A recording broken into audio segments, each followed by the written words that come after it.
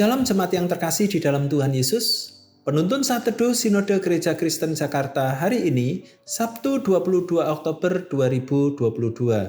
Penyembah 7 kali 24 jam.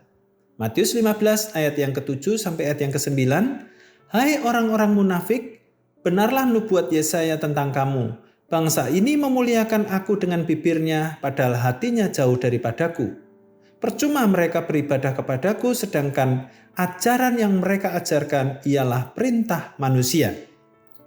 Kolose 3 ayat yang ke-23, apapun juga yang kamu perbuat, perbuatlah dengan segenap hatimu seperti untuk Tuhan dan bukan untuk manusia.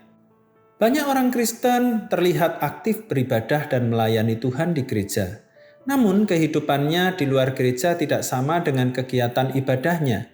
Di dalam kesehariannya tidak menjadi berkat, baik itu di keluarga, tempat kerja, atau lingkungan masyarakat.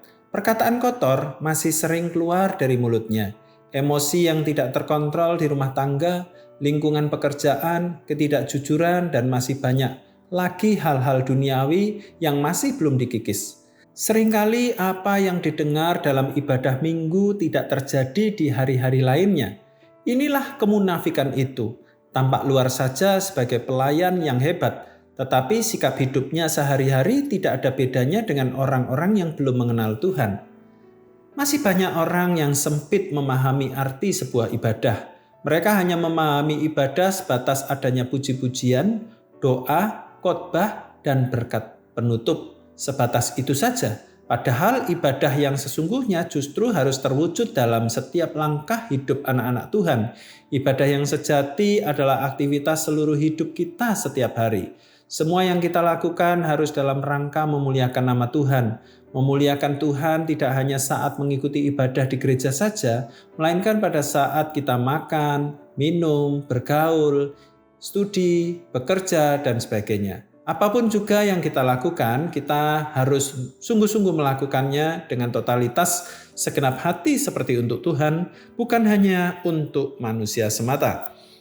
Ketika kita hidup untuk Tuhan, kita tidak dapat memberi setengah hati. Sebagian sisi hidup menyembah Allah, tetapi di sisi lain masih bermain-main dengan dosa sesuka hati.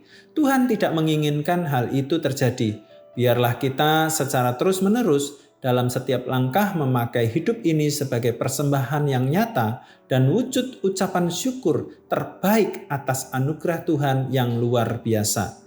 Kalau Tuhan telah berkorban untuk kita sepenuh hati, mengapa kita membalas kasih-Nya dengan setengah hati? Selamat beraktivitas jemaat, tetap semangat, Tuhan Yesus memberkati.